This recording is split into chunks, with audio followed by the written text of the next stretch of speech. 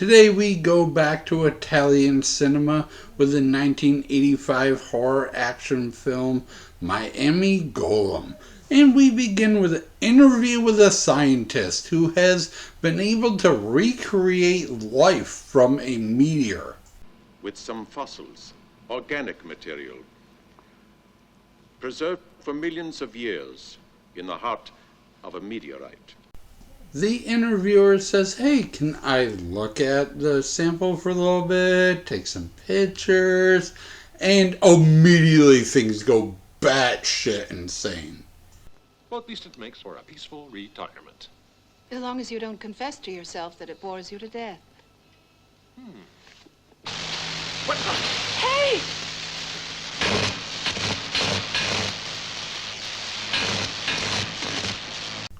Ghosts come out of the meteorite sample insane.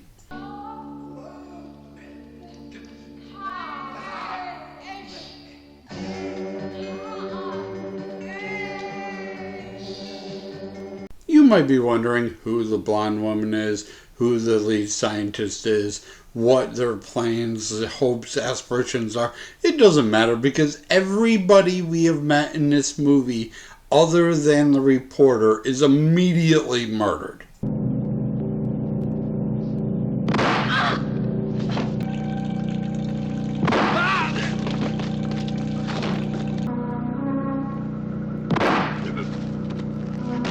So a group of super rich bad guys can use the cells, I guess, of whatever was from the meteorite and create a super soldier to make the America great again or something. It's unclear. A being with extraordinary powers will develop from that cell. And with the genetic conditioning it receives from Dr. Warmick, it will be absolutely dependent upon my will. I'll be able to use its power and intelligence against anyone. They'll all be at our feet, Roach. Banks, holding companies, governments. We'll dictate our conditions to them. The reporter gets a mysterious phone call telling him to meet at a secret location, but in the words of Admiral Akbar, it's a trap!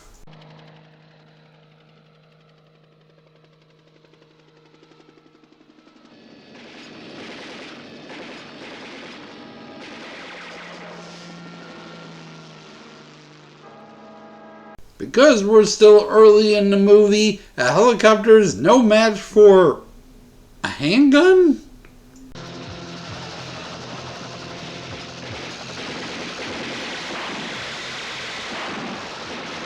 Hey, bro, you shot a helicopter with a handgun. Yeah, don't manage it every day. Guess I was lucky. Okay, so free of helicopter attack for the moment. My neighbor is running a vacuum at 8 o'clock at night. That's awesome. Free of helicopter attack, our hero is trying to figure out what the voices of the ghosts were saying and contacts a local university. And as he's looking through the videos, she shows up out of nowhere. Probably South American. Oh, Venezuela. Colombia. Hard to say what period. Pre-Columbian, I'd say. Are you Craig Milford? Yeah, are you some sort of ghost who came through the wall? She, of course, is not a ghost. She is an interdimensional detective tracking down a criminal who's capable of destroying all universes and worlds in every dimension and needs the help of someone from the current dimension where the criminal resides in order to take him down, meaning our main character, reporter. But don't worry, that seems a little heavy to put on one person, but currently the world-destroying criminal is just a little blob. Station. Here. You can see for your...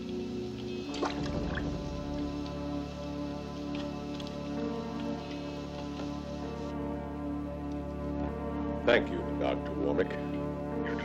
We we don't have time to worry about if we should be concerned that the blob was a single-celled organism like 12 hours ago, because our main character is attacked again. Oh, the hell you...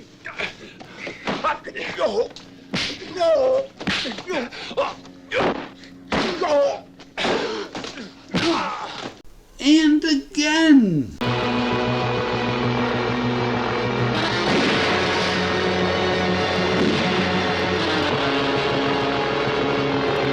How do we learn about all this interdimensional chaos? Well, through a crop circle, of course. It's basically a circle of about 45 feet in diameter. I haven't got a good eye for measuring distances.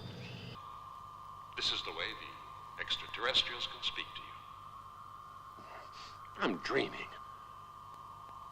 No, you're not dreaming. Meanwhile, the bad guys who think they're creating a super soldier and don't know they're actually giving life to a world-destroying eater of universes are thrilled about their progress. It's still growing at an extraordinary rate. In a short time, it's become a fetus that nature would have taken months to create. The extraordinary thing is that it's controlling itself. All the parameters we know about have gone by the board. Do you realize that the fetus itself establishes the energy it has to absorb? As the alien gains power, it takes control of the car that our main character is in and tries to crash him, which would be cool, except for the next thing it does is this nonsense.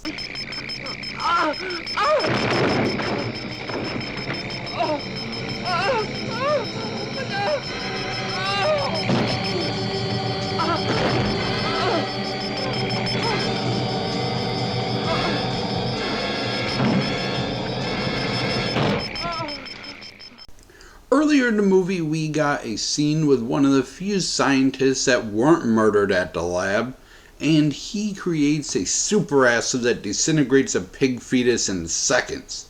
So that's the plan to use on the alien. It doesn't work.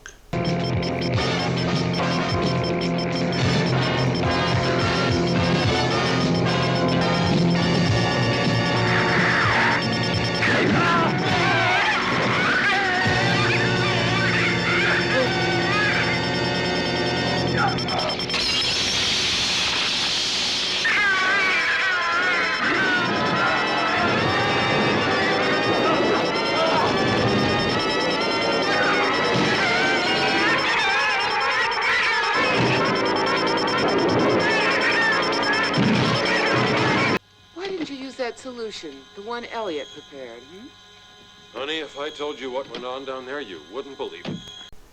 Somehow he's able to distract the creature with bright lights, shoot the capsules so the life-sustaining goo drains out, and unplug the monster, killing it. Sort of. It's unclear. The movie ends with a spaceship putting the creature back into alien jail. Don't ask questions.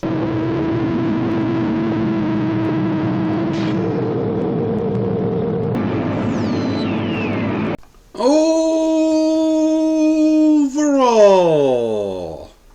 yeah, it's a crazy Italian action movie. We do get lots of fight scenes and shooting and explosions. The swamp boat chase is way too long. But other than that, it stays interesting. You have interdimensional travel. Not all of it makes sense, of course, because it's basically time travel. And time travel never makes sense in movies. Sometimes she can't interact with objects. Other times she can. The movie doesn't always keep its own theme together. But what do you want for an Italian horror flick? The movie does have nudity, so there's that. We get to see the main woman naked and take a shower, which leads again to the why couldn't she just do it on her own? She's able to have sex with the main character, but she's not able to interact with the bad guys. Makes no sense, but we get boobs, so who cares? All the actors have done Italian films I either can't pronounce or have never heard of, so we're just going to skip through that. The director, we're going to use his Americanized name, was Frank Miller, and the director for this one is Albert DeMartino, and he did 28 films, this one being the last, and most of them are terrible spoofs and rip-offs and like comedy films that nobody should ever watch. Seriously, the man's done like 5 different Seven Samurai rip-offs, a Django movie, something called The Killer Is on the Phone. Yeah, don't bother looking into this guy's nonsense. Thank you for watching. As always, I shall try to do better next time. And if I feel like it, here is a bonus clip from the movie.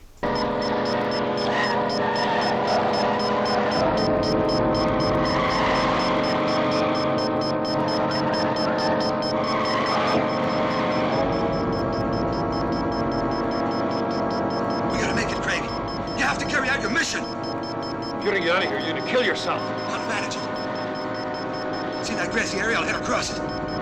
Jump out. You have to take the chance. All right, but we both jump together, okay? Okay. When I say now, we both jump. Are you ready?